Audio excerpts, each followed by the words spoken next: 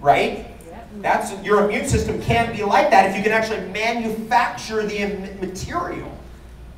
Okay, let's jump into this, because one of the great manufacturers of the immune system materials are the mushrooms.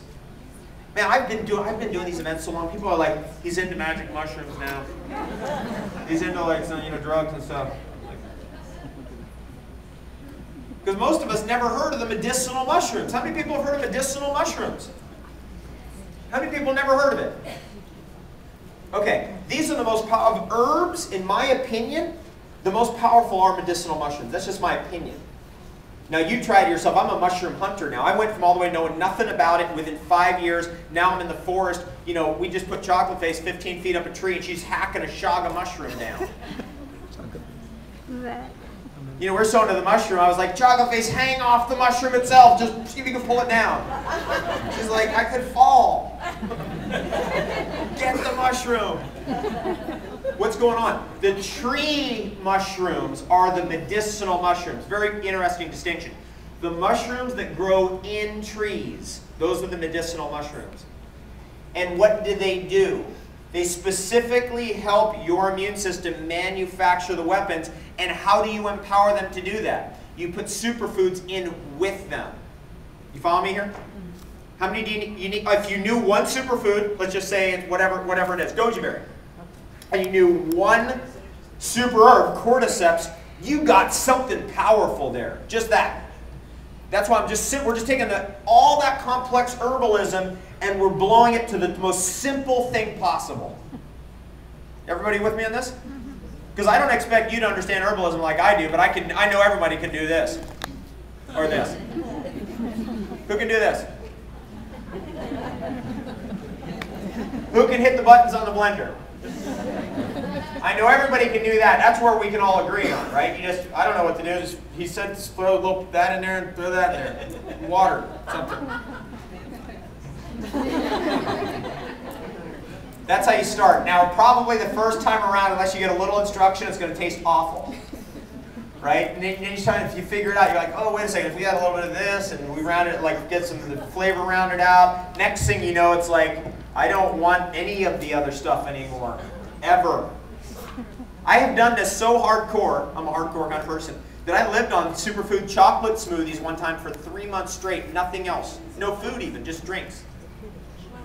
It was incredible, one of the best experiences of my whole life. It was just beyond incredible. What's going on with cordyceps? This stuff was so powerful in Chinese medicine that it was under penalty of death to actually possess it. Only the emperor could possess it. We lose track sometimes, don't we? Like, we have everything. We have every superfood. We have every super herb. I mean, under penalty of death. Now it's available to everybody if you know about it.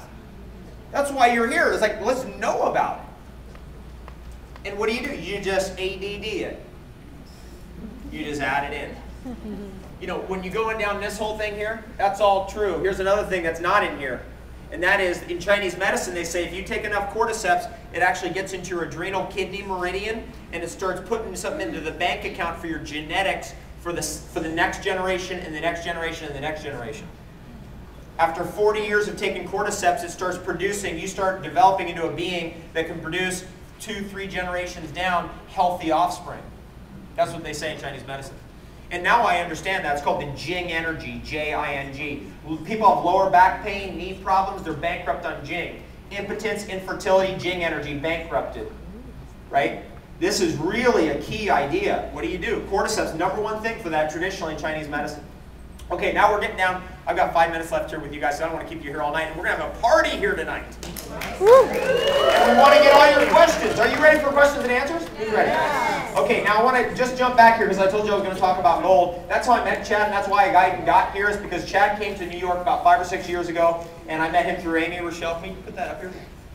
Colloidal gold. Here's what I used to do. I used to have this apartment in Soho, and it was so far from any health food store, and I'd get like 12 of the gold from Chad, and I'd have them at my apartment, and then there's no way I can drink the tap water. Even I had a whole system put on my water there that would like filter the heck out of everything and bring it down to total solid materials down to less than 1/2 part per million.